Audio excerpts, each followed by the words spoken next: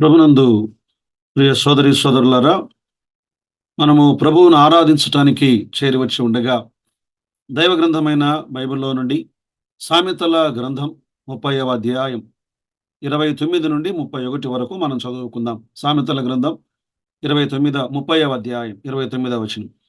డంబముగా నడుచునవి 3 కలవు, ఠీవితో నడుచునవి 4 కలవు.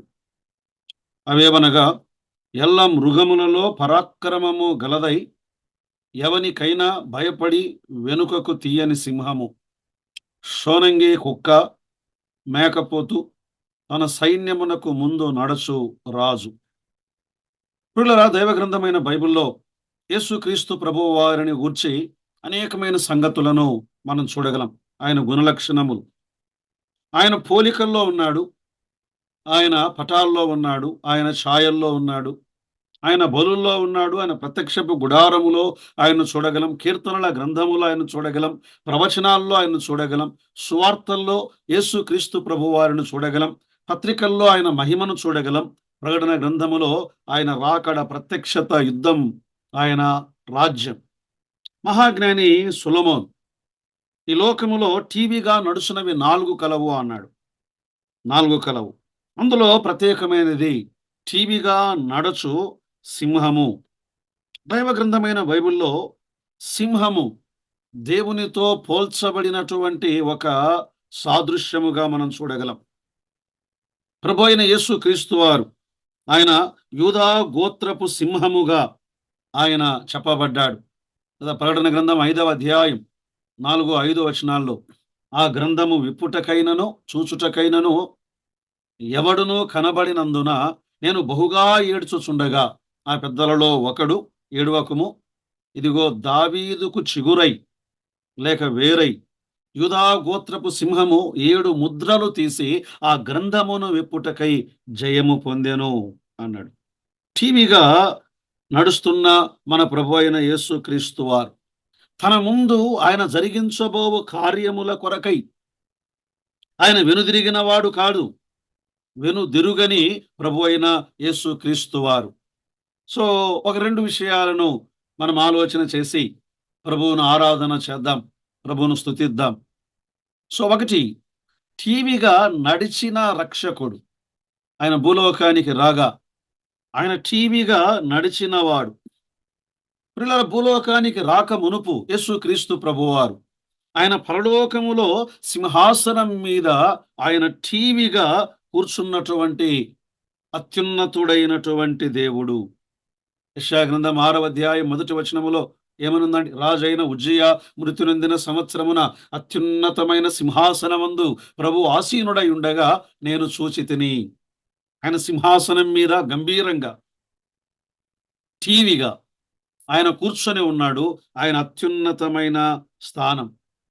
అయితే మానవాళిని విమోచించుట కొరకై, మానవాళిని పాపము నుండి విడిపించుట కొరకై ఈ లోకమునకు వచ్చినటువంటి యేసుక్రీస్తు ప్రభువారు ఆయన భూలోకానికి దిగి వచ్చాడు. సర్వ మానవాళి పాప పరిహారార్థమై తన ప్రాణమును ఇచ్చుటకు ఆయన ఈ భూలోకానికి వచ్చాడు. భూలోకంలో ఉన్న మానవుని అడుగులు, ఆ అడుగుల్లో గురి ఉండదు, మానవునికి గమ్యం ఉండదు. మానవుడు టీవీగా నడుచువాడు కాడు, మానవుడు భయస్థుడు, మానవుడు దాగేవాడు, పాపమును బట్టి దాగినవాడు.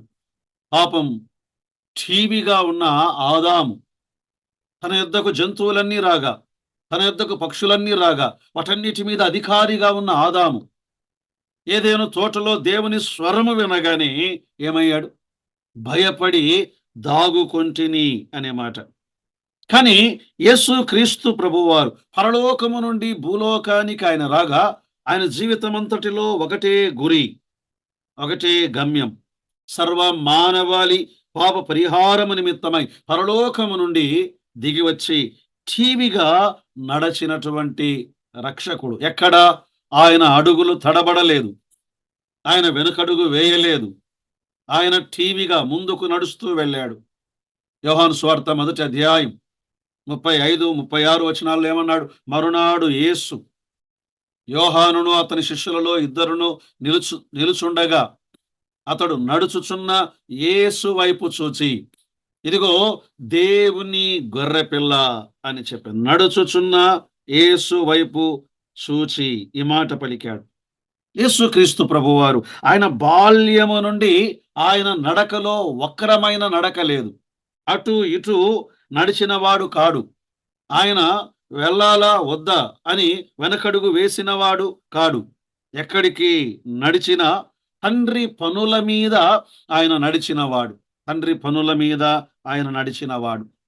యేసుక్రీస్తు ప్రభువారు ఆయన భూలోకములో ఉండగా తల్లిదండ్రులతో కూడా ఆయన యెరూషలేమునకు వెళ్ళాడు కదా. యెరూషలేమునకు వెళ్ళినప్పుడు లూకా సువార్త 2వ అధ్యాయం 48వ వచనములో ఆయన తల్లిదండ్రులు ఆయనను చూచి మిక్కిలి ఆశ్చర్యపడి ఆయన తల్లి, కుమారుడా, మమ్మను ఎందుకు ఇలా చేసితివి? ఇదిగో నీ తండ్రియో నేనును దుఃఖపడుచు నిన్ను వెదుకుచుంటిమని ఆయనతో చెప్పగా 49వ వచనం, ఆయన మీరేల నన్ను వెదుకుచుంటిరి, నేను నా తండ్రి పనుల మీద ఉండవలనని మీరెరుగరా. యేసుక్రీస్తు ప్రభువారు తండ్రి పనుల మీద భూలోకానికి వచ్చినవాడు. తండ్రి పని అంటే ఏమిటి? తండ్రి పని ఆయన యెరూషలేము వైపు టీవీగా నడుచుకుంటూ వెళ్ళాలి. యెరూషలేములో అవమానం ఉన్నది, నిందలున్నాయి, ముళ్ళ కిరీటం ఉన్నది, కొరడా దెబ్బలున్నాయి. ఆయన టీవీగా నడుచుకుంటూ ఆయన వెళ్ళుట. కల్వరి వైపు టీవీగా ఒక సింహము వలె టీవీగా నడుచుకుంటూ ఆయన వెళ్ళుట. యోహాను సువార్త 18వ అధ్యాయం 1వ వచనములో యేసు ఈ మాటలు చెప్పి తన శిష్యులతో కూడా కిద్రోను వాగు దాటిపోయాను, అక్కడ ఒక తోట ఉండెను, దానిలోనికి ఆయన తన శిష్యులతో కూడా వెళ్ళెను. యేసుక్రీస్తు ప్రభువారు ఆ కిద్రోను వాగును ఆయన దాటి వెళ్ళాడు. గెస్తమనే తోటలో వేదనాభరితమైన ప్రార్థన ఉన్నది. ఆయన ప్రార్థిస్తుండగా ఆయన చెమట రక్త బిందువుల వలె మారినంత వేదనను ఆయన అనుభవించాడు. తోట దాటగానే ఆయన ఎదుర్కొనే శ్రమలున్నాయి, శిలువ శ్రమలున్నాయి. ఆయన తండ్రి యొద్ద నుండి పొందబోయేటువంటి సర్వమానవాళి మీదికి రావలసిన దైవోగ్రతను ఆయన భరించవలసి ఉన్నది. యోహాను సువార్త 8వ అధ్యాయం 18వ అధ్యాయం 8వ వచనం, యేసు వారితో నేనే ఆయనను చెప్పితిని గనుక మీరు నన్ను వెదకుచున్న ఎడల వీరిని పోనీయుడి. కదే ఆ గెస్తమనే తోటలోనికి సైనికులు వచ్చారు, కత్తులతో వచ్చారు, గుదియలతో వచ్చారు, దివిటీలతో వచ్చారు ఆయన్ను పట్టుకోవడానికి. యేసు ప్రభువారు అన్నారు, మీరెవరిని వెదకుచున్నారు? నజరేయుడైన యేసు. అయితే నేనే ఇష్టపూర్వకముగా తన్ను తాను అప్పగించుకున్నవాడు ఆయన, వెనుదిరిగిన వాడు కాడు ప్రియులరా. తదనాడు అబ్రహాము తన కుమారుడైన ఇస్సాకును మోరియా పర్వతం మీద దహనబలిగా అర్పించటానికి వెళ్ళినప్పుడు దేవుడు ఒక పొటేలును చూపించాడు. పొటేలు ఎలా ఉన్నది? ఆదికాండం 22వ అధ్యాయం 13వ వచనములో, అప్పుడు అబ్రహాము కనులెత్తి చూడగా పొదలో కొమ్ములు తగులుకొని ఉన్న ఒక పొటేలు వెనుక తట్టు కనబడెను. కొమ్ములు తగులుకొని ఉన్న పొటేలు, ఒక పొదలో దాని కొమ్ములు బంధించబడి ఉన్నాయి. ఇక ఒకవేళ అబ్రహాం అక్కడికి వెళ్తే అది పారిపోయే అవకాశం ఉన్నది. అందుకే దాని కొమ్ములు ఆ పొదలో బంధించబడినట్లుగా దేవుడు చేశాడు. మాత్రమే కాదు, 118వ కీర్తన 118 వచనం 27లో, వచనం 27, యెహోవాయే దేవుడు, ఆయన మనకు వెలుగును అనుగ్రహించి ఉన్నాడు. ఉస్తవ బలి పశువును కాళ్లతో బలిపీఠపు కొమ్ములకు కట్టుడి. ఆ బలి పశువును బలిగా అర్పించటానికి ముందుగా ఆ బలి పశువును ఆ బలిపీఠమునకు కట్టివేశారు. లేకపోతే అది వెళ్ళిపోతుంది, వెనకడుగు వేస్తుంది. యేసుక్రీస్తు ప్రభువారు అలా కాదు. ప్రియులారా, బంధించటానికి వచ్చారు, చేతులు ఇచ్చాడు, నేనే ఆయనను. ప్రియులారా, యేసుక్రీస్తు ప్రభువారు తల మీద ముళ్ళ కిరీటాన్ని పెడుతూ ఉండగా ఆయన తన్ను తాను అప్పగించుకున్నాడు. సిలువకు మేకులతో చేతులు కొడుతూ ఉండగా చేతులను లాక్కున్నవాడు కాదు, తన చేతులను ఇచ్చినవాడు, తన పాదములను ఇచ్చినవాడు, తన శరీరం అంతటిని మన పాప పరిహారార్థమై, మన విమోచనార్థమై తన్ను తాను అప్పగించుకున్నవాడు. ఆయనను ఎవరూ బంధించలేదు. తనను తాను ప్రేమ పాశముల చేత, ప్రేమ పగ్గముల చేత ప్రేమ తాళ్ళ చేత తండ్రి చిత్తమునకు కట్టివేయబడినవాడు గనుక శిలువ మరణము వరకు ఠీవిగా నడిచినటువంటి రక్షకుడు ఆయన. ఠీవిగా నడిచిన రక్షకుడు ఆయన. ఎందుకు? ప్రియులారా, ఆయన అన్నాడు, భూలోకమునకు వచ్చినప్పుడు ఏమన్నాడాయన? నేను గ్రంథపు చుట్టలో నన్ను గూర్చి వ్రాయబడిన ప్రకారం దేవా నీ చిత్తమును నెరవేర్చుటకు ఇదిగో నేను వచ్చి ఉన్నానంటిని. కదా, హెబ్రీ పత్రిక 10వ అధ్యాయం 7వ వచనములో ఆయన మనలను విడిపించుటకు, ఎందుకైనా బంధించబడ్డాడు, ఎందుకైనా టీవీగా నడిచిన రక్షకుడుగా ఉన్నాడు. పాపము నుండి విడిపించుటకు టీవీగా నడిచిన రక్షకుడు, ధర్మశాస్త్ర శాపము నుండి విడిపించుటకు టీవీగా నడిచిన రక్షకుడు, ఈ దుష్ట లోకములో నుండి విడిపించుటకు టీవీగా నడిచిన రక్షకుడు మన ప్రభు అయిన యేసు క్రీస్తు వారు. టీవీగా నడిచిన రక్షకుణ్ణి ఈ ఆరాధనలో మనం చూద్దాం. మాత్రమే కాదు, రెండవది, టీవీగా నడువబోవు రాజు ఆయన. ఈ లోకమునకు త్వరగా రానయ్యున్నటువంటి రాజు, టీవీగా నడువబోవు రాజు ఆయన. పాపములను తీసివేయుటకై ఆయన వచ్చాడు మొదటి రాకడలో, రక్షకుడుగా, గొర్రె పిల్లగా. ప్రియులరా, పాపములను తీసివేసి తన ప్రాణమునిచ్చి మొదటిసారి ఆయన బేత్లెహేమునకు వచ్చాడు. కల్వరి శిలువలో ఆయన మరణము ద్వారా అపవాదిని ఓడించి, మరణమును ఓడించి, వారి అధికారులను ఓడించి బాహాటముగా వారిని వేడుకకు కనబరిచాడు. కొలస్సీ పత్రిక 2వ అధ్యాయం 13, 15 వచనాల్లో, మరియు మీరు అపరాధముల వలనను శరీరమందు సున్నతి పొందక యుండుట వలనను మీరు మృతులై ఉండగా దేవుడు వ్రాతరూపకమైన ఆజ్ఞల వలన మీ మీద రుణముగాను మనకు విరోధముగాను ఉండిన పత్రమును మేకులతో సిలువకు కొట్టి దాని మీద చేవ్రాతను తుడిచివేసి మనకు అడ్డము లేకుండా ఎత్తివేసి మన అపరాధములన్నిటినీ క్షమించి, ఒక్కొక్క మాట ఎంత గంభీరమైనదో ఆలోచన చేయండి, ఆరాధించండి. ఆయనతో కూడా మిమ్మల్ని జీవింపజేసెను.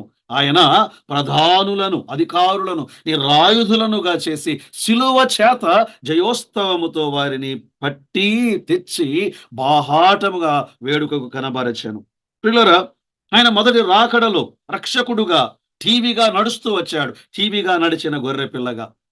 రెండవ రాకడలో యెరూషలేమునకు దిగి వస్తాడు, టీవీగా నడువబోవు రాజుగా, టీవీగా నడువబోవు యూదా గోత్రపు సింహముగా ఆయన ఈ లోకమునకు రాబోతూ ఉన్నాడు. ఆయన రక్షకుడుగా, ఆయన రాజుగా ఈ లోకానికి దిగి వస్తాడు. ప్రియులారా, జకరియా గ్రంథములో చెప్పబడినట్లుగా 14వ అధ్యాయం మొదటి 4 వచనాలు, మొదటి 2 వచనాల్లో యెరూషలేము మీదికి అన్యజనులు వచ్చుట. 3వ వచనం, అప్పుడు యెహోవా బయలుదేరి తాను యుద్ధకాలమున యుద్ధము చేయు రీతిగా ఆ అన్యజనులతో యుద్ధము చేయును. ఆ దినమున, అంటే ఆయన రెండవ రాకడలో, ఆయన భూలోకానికి వచ్చే దినమది. ఆ దినమున యెరూషలేము ఎదుట తూర్పు తట్టుననున్న ఒలివ కొండ మీద ఆయన పాదములుంచగా, ఒలివ కొండ తూర్పు తట్టునకును పడమటి తట్టునకును నడిమికి విడిపోయి సగము కొండ ఉత్తరపు తట్టునకును సగము కొండ దక్షిణపు తట్టునకు జరుగును. కనుక విశాలమైన లోయ ఒకటి ఏర్పడును. ఆయన భూలోకానికి దిగివచ్చి ఒలివ కొండ మీద ఆయన కాలు పెట్టగానే ఒక విశాలమైన లోయ ఏర్పడి ఒక యుద్ధము, ఆ యుద్ధములో విజయము, హర్మెగెదన్ యుద్ధము, యెహోషాపాతు లోయ, ఆ లోయలో ఆయన పోరాటం. ఆయన ఒక్కడే పోరాడి శత్రు సేనను ఆయన నోటి ఊపిరి చేత, నోట నుండి వచ్చు ఖడ్గము చేత ఆయన సంహరించేవాడు. యెషయా గ్రంథం 63వ అధ్యాయం మొదటి వచనములో, రక్త వర్ణ వస్త్రములు ధరించి ఎదోము నుండి వచ్చుచున్న ఇతడెవడు? శోభిత వస్త్రము ధరించిన వాడై గంభీరముగా నడుచుచు బొస్రా నుండి బలాతిశయముతో వచ్చుచున్న ఇతడు ఎవడు? నీతిని బట్టి మాటలాడుచున్న నేనే, రక్షించుటకు బలాఢ్యుడనైన నేనే. పిల్లల, ప్రభు అయిన యేసు క్రీస్తు వారు ఆయన రెండవసారి ఆయన ఈ భూలోకానికి వస్తాడు. ఆయన యుద్ధము చేస్తాడు, అన్యజనులను ఓడిస్తాడు, శత్రు సైన్యమును, అపవాదిని, వాని సేనను ఓడిస్తాడు. ఆయన విజయమును ఆయన అనుగ్రహించువాడు. ప్రకటన గ్రంథం 19వ అధ్యాయం 11వ వచనములో, పరలోకము తెరువబడుట చూచితిని, అప్పుడిదిగో తెల్లని గుర్రమొకటి కనబడెను. దాని మీద కూర్చుండి ఉండువాడు నమ్మకమైన వాడును, సత్యవంతుడునను నామము గలవాడు.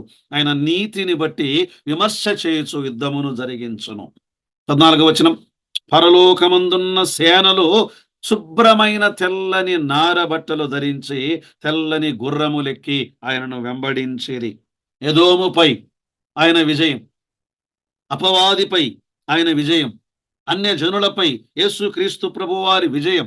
ఆ విజయములో మనలను కూడా పాలిభాగస్థులనుగా ఆయన చేశాడు.